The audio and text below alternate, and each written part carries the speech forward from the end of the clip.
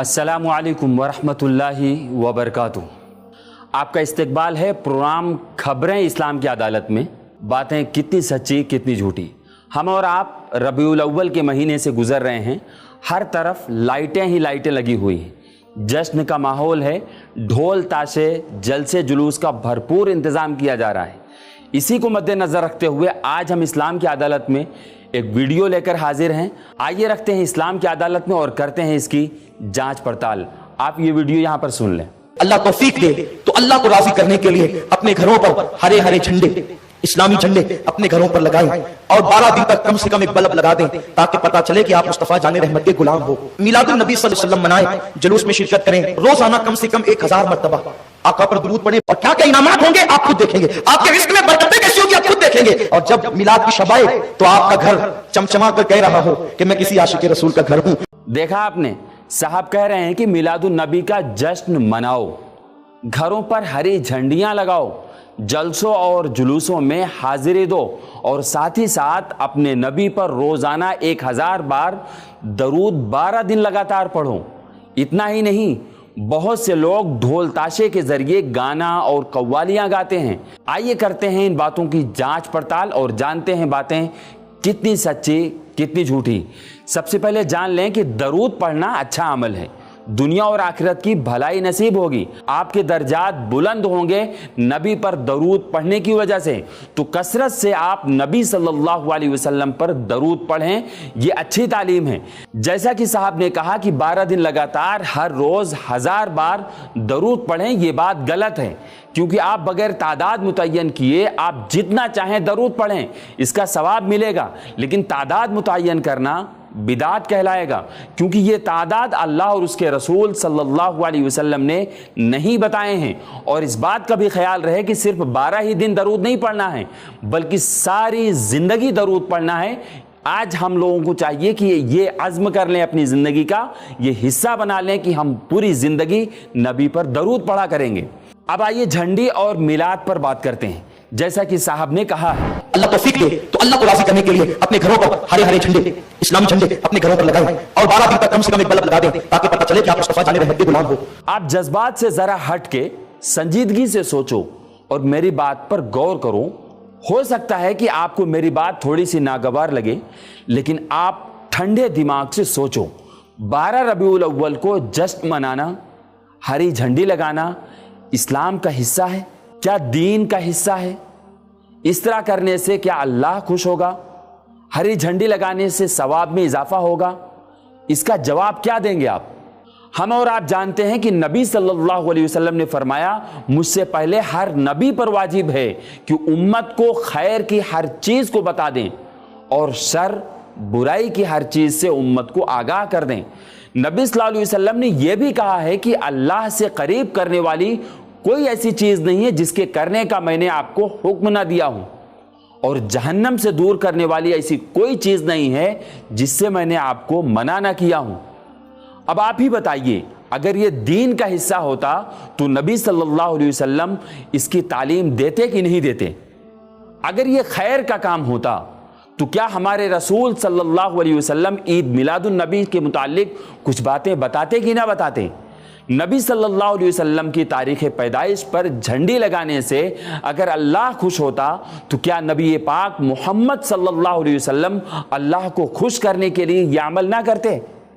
अगर मिलाद के मौके से घरों पर हरी झंडी लगाने से सवाब मिलता तो क्या सहाबा इकराम सवाब के लिए ऐसा अमल ना करते? क्यों ना करते? वो तो दीन के हर हुक्म पर अमल करने वाले लोग थे। नबी सल्लल्लाहु अलैहि वसल्लम अल्लाह को खुश करने के लिए ही तो सब कुछ किया करते थे। मसाइब व आलाम, परेशानियां, दुख, तकलीफें अल्लाह को राजी करने के लिए ही तो उठाई हैं। नबी सल्लल्लाहु अलैहि वसल्लम की तारीख़ पैदाइश पर ना तो नबी सल्लल्लाहु अलैहि वसल्लम ने ऐसा कोई हुक्म दिया है और ना ही सहाबा इकराम ने ऐसा कोई अमल किया है। अगर ये दीन का हिस्सा होता तो नबी सल्लल्लाहु अलैहि वसल्लम इसकी तालीम ना देते, ऐसा कैसे हो सकता है? अगर हरी झंडी लगाना सवाब का काम होता तो सहाबा इकराम सवाब से पीछे रह जाते, ऐसा कैसे हम सोच सकते हैं? मिलादुन नबी की ये तारीख आप सल्लल्लाहु अलैहि वसल्लम की नबूवत मिलने के बाद 23 मरतबा आपकी जिंदगी में ये तारीख आई है, लेकिन एक बार भी آپ نے میلاد کی جشن نہیں منائی اور نہ ہی اس کی تعلیم دی ہے کسی کو۔ ہری جھنڈیاں، ہرا کپڑا کبھی بھی اپنے گھروں پر آپ نے نہیں لگایا، کیونکہ یہ دین کا حصہ ہی نہیں ہے، اس سے ثواب نہیں ملتا ہے۔ ابو بکر رضی اللہ تعالیٰ عنہ جو نبی پر اپنی جان نچھاور کرتے تھے، ان کے دور میں کم از کم 2 مرتبہ آپ کی زندگی میں یہ تاریخ آئی، یہ دن آیا، لیکن آپ نے کبھی بھی کوئی جشن نہیں منایا اور نہ ہی ہری جھنڈی لگائی۔ عمر فاروق رضی اللہ تعالیٰ عنہ جو حد درجہ آپ صلی اللہ علیہ وسلم سے محبت کرتے تھے، ان کے دور میں یہ تاریخ کم از کم 11 مرتبہ آئی ہے، لیکن آپ نے ایک بار بھی جشن نہیں منایا، ہری جھنڈی نہیں لگائی اور نہ ہی جلسے جلوس کیے۔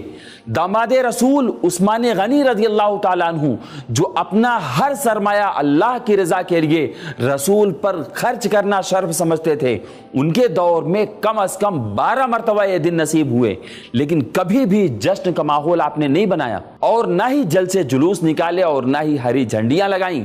دوسرے داماد رسول علی رضی اللہ تعالیٰ عنہ کے دور میں کم از کم 4 مرتبہ یہ تاریخ نبی صلی اللہ علیہ وسلم کی پیدائش کی آئی ہے، لیکن کبھی بھی کوئی جشن نہیں منایا، جلسے جلوس، ہری جھنڈیاں نہیں لگائیں۔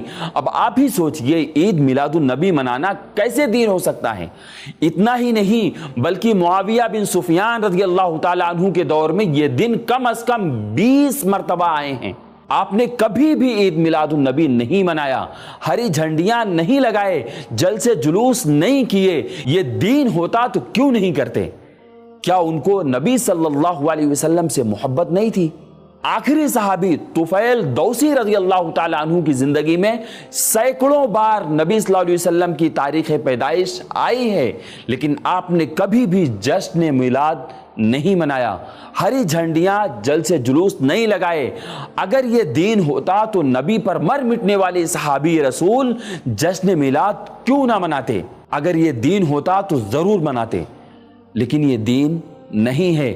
نبی صلی اللہ علیہ وسلم اور صحابہ اکرام نے جشن میلاد نہیں منائے، اس کا مطلب ہی ہے کہ یہ دین کا حصہ نہیں ہے، یہ دین نہیں ہے بلکہ نئی ایجاد ہے جس کو بدعت کہا جاتا ہے، کیونکہ اسلام مکمل ہو چکا ہے۔ نبی صلی اللہ علیہ وسلم کی زندگی میں اعلان فرمایا ہے اللہ رب العالمین نے، الیوم اکملت لکم دینکم واتممت علیکم نعمتی ورضیت لکم الاسلام دینا، کہ آج میں نے تمہارے لیے تمہارے دین کو مکمل کر دیا۔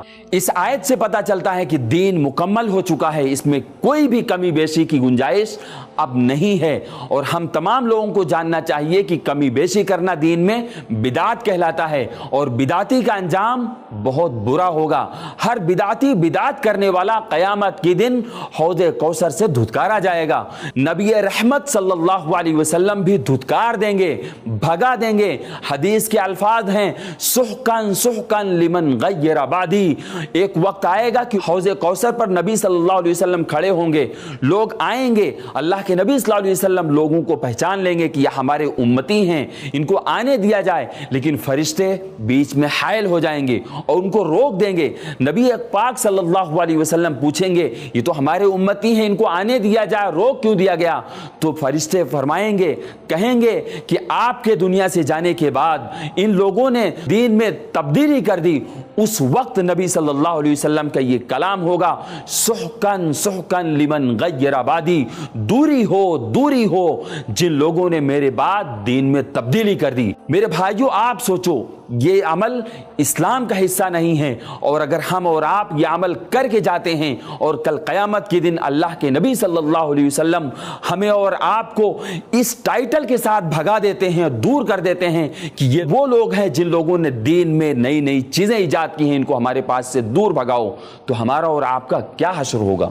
یہ سوچنے اور غور کرنے کا مقام ہے۔ ایک اور حدیث میں آتا ہے، من عمل عملا لیس علیہ امرنا فہو رد، جس نے کوئی ایسا عمل کیا جس پر ہمارا عمل نہیں تو عمل مردود ہے۔ میلاد النبی نبی صلی اللہ علیہ وسلم نے نہیں منایا، آج ہم اور آپ منا رہے ہیں، تو گویا کہ نبی صلی اللہ علیہ وسلم کا کیا ہوا عمل وہ نہیں ہے، تو ہمارا عمل کیا ہوگا؟ ریجیکٹ کر دیا جائے گا، مردود ہوگا۔ اور ایک دوسری روایت میں ہے کہ ہر ایجاد بدعت ہے اور ہر بدعت گمراہی ہے، اور ہر گمراہی جہنم میں لے جانے والی ہے۔ کل محدثۃ بدعہ وکل بدعۃ ضلالہ وکل ضلالۃ فی النار۔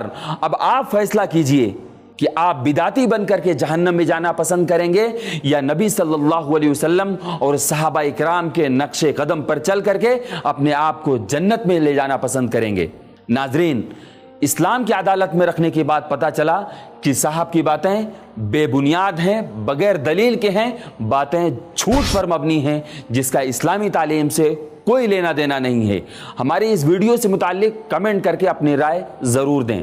वीडियो पसंद आए तो लाइक और शेयर ज़रूर करें। दीन का ये पैगाम लोगों में भी शेयर करें। जज़ाकल्लाहु खैरा। फिर मिलेंगे किसी दूसरी वायरल खबर के साथ, जानेंगे बातें कितनी सच्ची कितनी झूठी। अस्सलामु अलैकुम वरहमतुल्लाहि वबरकातुहू।